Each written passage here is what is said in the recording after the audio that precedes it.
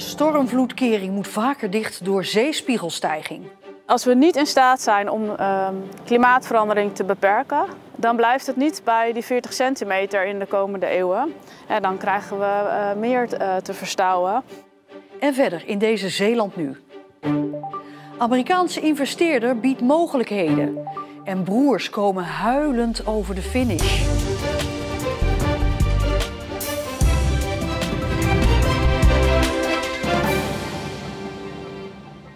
Goedenavond. De stormvloedkering bestaat vandaag precies 35 jaar. Reden natuurlijk voor trotsheid en feest. Maar er is ook bezorgdheid. Want door de snelle zeespiegelstijging zal de kering in de toekomst een stuk vaker gesloten moeten worden. En dat heeft grote gevolgen voor flora en fauna. De natuur in de Oosterschelde zou er in de toekomst wel eens heel anders uit kunnen gaan zien.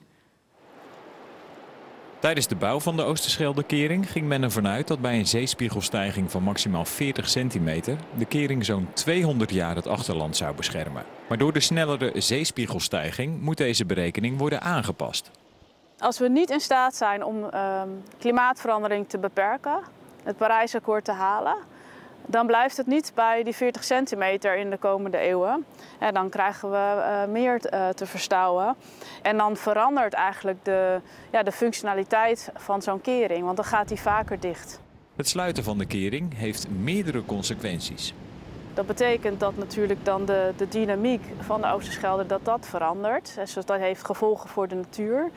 En dan kunnen we dus gaan nadenken van, willen we misschien dat systeem anders inrichten? Willen we misschien deels dijken op hoogte, zodat die vaker open kan? Of willen we misschien onze dijken niet per se hoger maken, maar wel zo sterk dat er water overheen kan komen? En misschien met een dubbele dijk erachter, zodat je een combinatie maakt van waterveiligheid en natuur. Dus er is een breder scala aan optie dan alleen die Oosterscheldekering. Volgens Rijkswaterstaat hoeven we ons de komende 30 jaar in ieder geval geen zorgen te maken over de veiligheid. Technisch gezien ziet de toekomst van de kering er goed uit. Want dat voldoet nog steeds aan de verwachte levensduur. En technisch gezien kunnen we hem ook zo goed onderhouden en in staat houden. Functioneel gezien ligt er een lastigere opgave. De ontwikkeling van de zeespiegelstijging heeft enorme invloed op de functionaliteit van de Oosterscheldekering.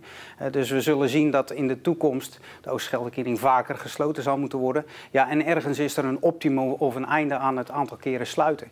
En nou ja, goed, dat wordt onderzocht vanuit het Delta-programma. En dan gaan we naar kijken wat daaruit komt. Dat is de toekomst. Vandaag kijkt Rijkswaterstaat vooral terug op 35 jaar stormvloedkering.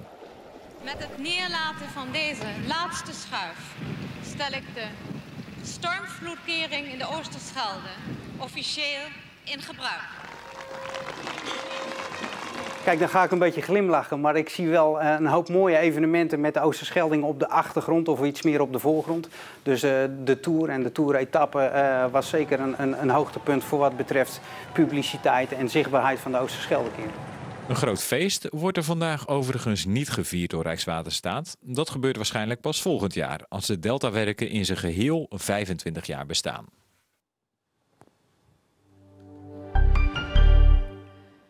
Het Zeeuwse bedrijf Delta Fiber heeft een grote Amerikaanse investeerder binnengesleept. Het Zeeuwse bedrijf wil op het gebied van glasvezelaansluitingen de concurrentie aangaan met Ziggo en KPN. En met de nieuwe Amerikaanse investeerder Stonepeak kan Delta Fiber sneller glasvezel gaan uitrollen in Nederland. Eerder stapte ook al een grote Zweedse investeerder in het Zeeuwse bedrijf, dat over 4 jaar 2 miljoen glasvezelaansluitingen wil hebben in Nederland. Een vrachtwagen met een betonwals is vanochtend bij Oost-Soeburg vast komen te zitten onder een viaduct bij de A58. De bestuurder van de vrachtwagen kwam van de snelweg en wilde onder het viaduct doorrijden. Maar de betonwals in de laadbak bleek te hoog. De wals belandde deels op de weg en een bergingsbedrijf moest eraan te pas komen om de vrachtwagen en de wals los te krijgen, waardoor de weg ook tijdelijk dicht moest. Ook op andere plaatsen was er vanochtend trouwens oponthoud, want door een kapotte vrachtwagen waren er vanochtend lange files bij de Westerschelde-tunnel vanuit de richting van Terneuzen. Van de verkoop van condooms tot aan Rescue Vlissingen. Ondernemer en marketeer Dennis Kastel draait er zijn hand niet voor om. Kastel is een echte Vlissinger en in die stad wordt na veel moeilijke jaren nu weer volop gebouwd.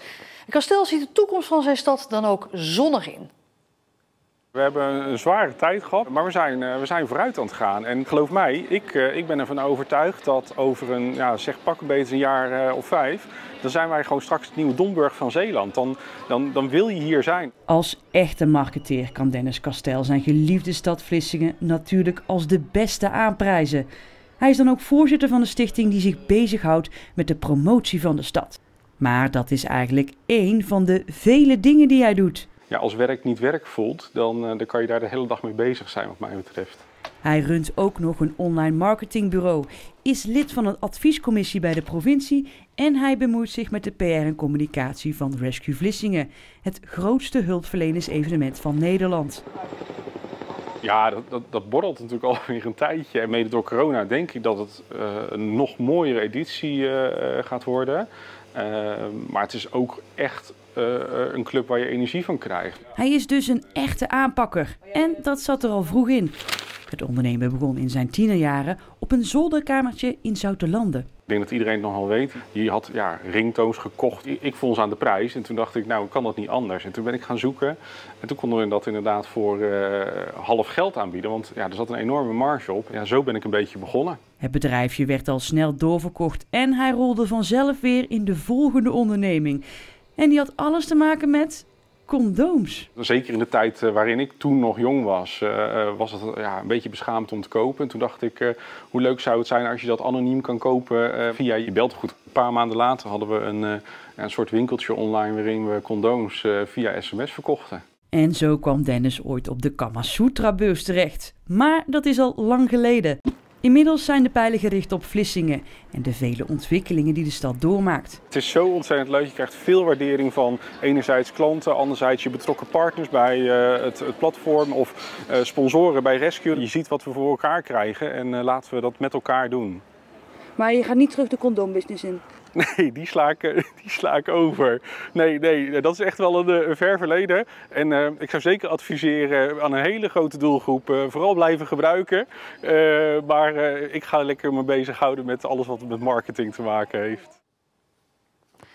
Het was een opvallend moment tijdens de kustmarathon afgelopen zaterdag. De broers Pieter en Mees Kremer uit Koudekerke kwamen samen huilend over de finish. Achter die tranen gaat een verhaal schuil, want broer Pieter viel 3 jaar geleden van een trap, waardoor hij een hartstilstand kreeg, wekenlang in coma lag en het nog maar de vraag was of hij het zou overleven. Ik kom hier vandaan, het is wel heel fijn om hier een keer een marathon te lopen. Maar heel emotioneel. Mooi om te zien, mannen. En als je dan over de finish rent, dan wij schieten dan helemaal vol en hebben vooral heel erg hard gehuild en veel geknuffeld. Pieter heeft een jaar lang moeten revalideren en heeft blijvende hersenschade opgelopen na de val.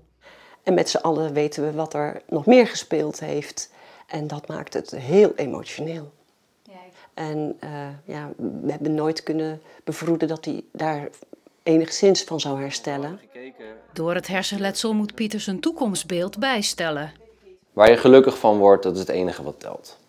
En weet je al waar je gelukkig van wordt? Nou, niet van het rennen van de kustmarathon. Van iets wat veel inspanning kost en uiteindelijk heel veel oplevert. Maar er waren dit weekend natuurlijk nog meer bijzondere momenten tijdens de kustmarathon, die vorig jaar niet door kon gaan vanwege de coronamaatregelen en dus dit jaar toch weer gelopen kon worden. Van die bijzondere momenten een top 5.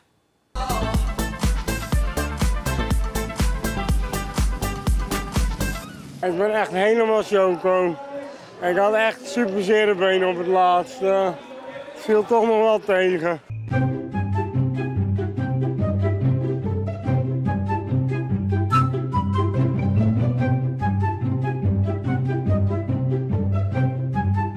Wat gebeurde er, joh? Ik kreeg een flinke krampaanval. Je viel gewoon om? Ja, dat hoort er ook bij.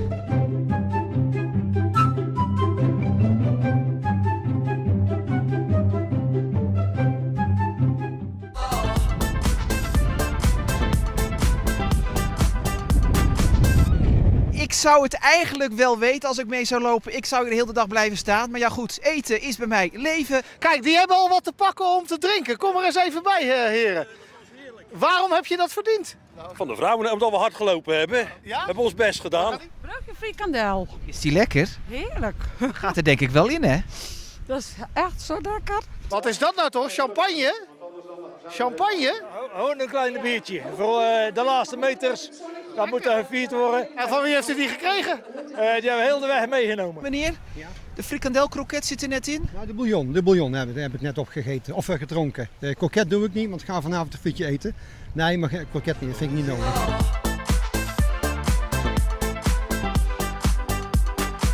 Samantha Luitwieler, winnares dus van 2 jaar geleden. En 14 mannen en 1 vrouw moet ik zeggen. 15 man wilde ik zeggen, maar dat moeten we maar heel snel afleren. En ja, ze loopt heel ver voor, zagen we net. En het ziet er goed uit, dus je zou zeggen kat in bakkie. Schitterende prestatie voor Samantha Luitwieler uit Vlissingen. Voor de 2e keer in haar carrière wint zij de Zeeuwse Kustmarathon.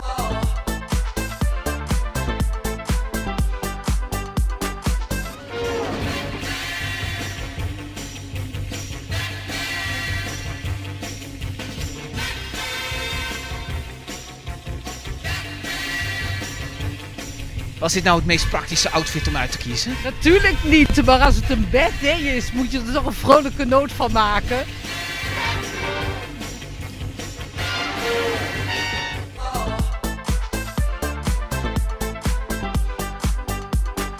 Maakt hij het verschil? Nog 1 keer aanzetten. Van Beusichem bijna in de dranghekken. Oh jongens, wat gebeurt hier? En het is gebeurd. Tim Pleiten met een tempoverstelling in de Langstraat waar Christian van Beusichem geen antwoord op geeft. En dan gaan we een derde overwinning krijgen van de kustmarathon voor Tim Pleiten. In 2016 won hij, in 2019 won hij.